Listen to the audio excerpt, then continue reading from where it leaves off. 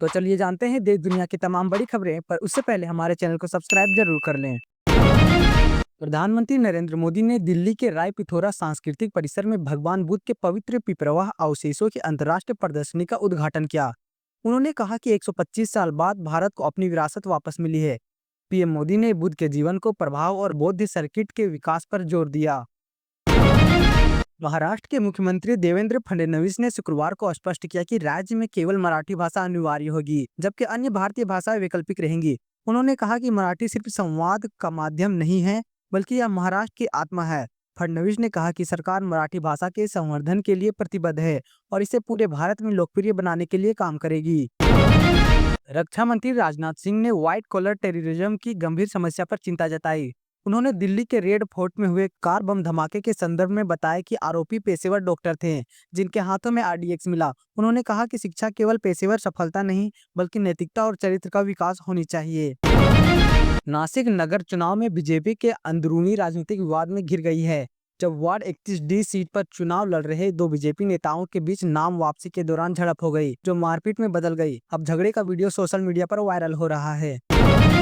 महाराष्ट्र के गढ़चिरौली में एक गर्भवती महिला आशा संतोष किरंगा की 6 किलोमीटर पैदल चलने के बाद मौत हो गई। उनका गांव मुख्य सड़क से कटा हुआ था और डिलीवरी की सुविधा नहीं थी। अस्पताल पहुंचने पर डॉक्टरों ने सिजेरियन का फैसला किया, लेकिन तब तक बच्चा गर्भ में मर चुका था। अत्यधिक चलने से हुए कॉम्प्लिकेशन और बढ़े हुए ब्लड प्रेशर के कारण महिला ने भी दम तोड़ दिया। मामले की जाँच के आदेश दिए गए हैं। इंदौर के भागीरथपुरा में दूषित पानी पीने से 15 लोगों की मौत हो गई। भारत में लाखों लोग आज भी सुरक्षित पेयजल से वंचित हैं। WHO और यूनिसेफ ने जताया कि असुरक्षित जल से हैजा, टाइफाइड और अन्य बीमारियों का खतरा बढ़ता है। प्रदूषित भूजल, कीटनाशक, औद्योगिक अपशिष्ट और खराब पाइपलाइन सिस्टम मुख्य कारण है। नए साल के साथ देश में कड़ाके की ठंड पड़ रही है। राजस्थान में पारा 0 डिग्री सेल्सियस तक गिर गया है। पहाड़ों पर बर्फबारी से मैदानी इलाके में खासकर दिल्ली, यूपी और बिहार में ठिठुरन बढ़ गई है। मौसम विभाग ने जम्मू कश्मीर, हिमाचल, पंजाब, हरियाणा, दिल्ली समेत कई राज्यों में शीतलहर और घने कोहरे का अलर्ट जारी किया है। सिक्किम के सोरेंग शहर में सुबह 5:58 पर 3.9 तीव्रता का भूकंप आया। इन झटकों से लोगों में दहशत आ गई और अपने घरों से बाहर निकल गए। उत्तर पूर्वी राज्य में सुबह सुबह हुई इस घटना से स्थानीय निवासियों में चिंता बढ़ गई है। संसद के ऊपरी सदन राज्यसभा में साल 2026 का बड़ा उलटफेर लाने वाला साबित होगा। इस साल अप्रैल, जून और नवंबर में कुल लगभग 75 सीटों में चुनाव होंगे, जिसमें कई वरिष्ठ नेता और 6 केंद्रीय मंत्री शामिल हैं। सबसे बड़ा झटका बहुजन समाज पार्टी (BSP) को लगेगा, जो लोकसभा के बाद अब राज्यसभा में भी पूरी तरह बाहर हो जाएगी। छत्तीसगढ़ के रायगढ़ जिले के तमनार क्षेत्र में 27 दिसंबर 2025 को हुई पुलिस ग्रामीण झड़प के दौरान महिला पुलिसकर्मी से बर्बरता का मामला सामने आया है। झड़प के दौरान ग्रामीणों ने एक साथ महिला थानेदार सहित कई अन्य पुलिसकर्मियों को सड़क पर मार पिटाई की। सेना अपनी हथियार प्रणाली में गोला बारूद और सटीक गोला बारूद के लगभग 200 वेरिएंट का इस्तेमाल करती है। केंद्रित नीति सुधारों और उद्योग के साथ जुड़ाव के जरिए इनमें 90% से अधिक का स्वदेशीकरण कर लिया गया है और उन्हें घरेलू स्रोतों से प्राप्त किया जा रहा है। इससे सेना की लंबी अवधि की युद्ध क्षमता मजबूत हुई है। छत्तीसगढ़ के सुकमा में सुरक्षा बलों को नक्सलवाद के खिलाफ बड़ी कामयाबी मिली है। डीआरजी के जवानों के किस्टाराम इलाके में चलाए गए सर्च ऑपरेशन के दौरान 12 नक्सलियों को मार गिराया। कई घंटों तक चली मुठभेड़ के बाद सुरक्षा बलों ने मौके से AK-47 और इंसास राइफल जैसे हथियार भी बरामद किए। पश्चिम बंगाल के संदेशखाली में टीएमसी के 2 गुटों की झड़प के बाद पुलिस टीम पर भीड़ ने हमला कर दिया।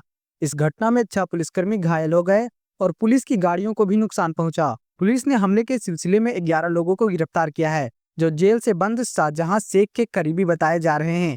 इलाके में तनाव बढ़ गया है। भारतीय रेलवे वंदे भारत, बेंगलुरु राजधानी और शताब्दी ट्रेनों में प्लास्टिक प्लेट की जगह बायोडिग्रेडेबल थालियों का उपयोग करेगा। मार्च से शुरू होने वाली यह पहल अब हर महीने 300 किलोग्राम से अधिक प्लास्टिक बचाएगी। ICRCT का लक्ष्य प्लास्टिक मुक्त परिसर बनाना और पर्यावरण संरक्षण में योगदान देना है, क्योंकि बायोडिग्रेडेबल थालियां 3 से 6 महीनों में नष्ट हो जाती है। राष्ट्रीय मानवाधिकार आयोग ने राजस्थान के जालोर जिले के 15 गाँवों में महिलाओं द्वारा कैमरा वाले स्मार्टफोन के उपयोग पर पंचायत द्वारा लगाई गई पाबंदी का संज्ञान लिया गया है। आयोग ने इस संबंध में मिली शिकायत पर जालोर के जिलाधिकारी को नोटिस जारी कर 2 सप्ताह में कार्रवाई रिपोर्ट मांग की है।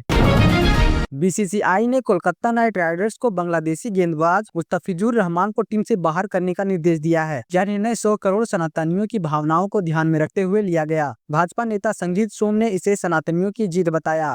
उन्होंने कहा कि बीसीसीआई ने यह सही कदम उठाया है और केकेआर के मुस्तफिजुर की जगह नया खिलाड़ी चुनने की अनुमति मिलेगी।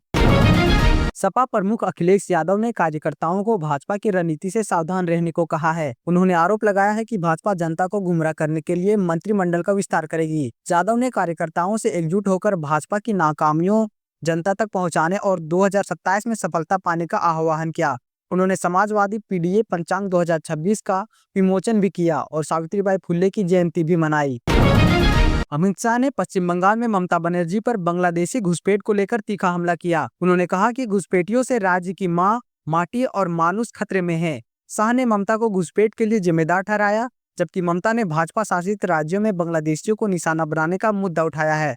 यह आगामी विधानसभा चुनाव में बंगाली अस्मिता और घुसपैठ को केंद्रीय मुद्दा बनाने का संकेत है।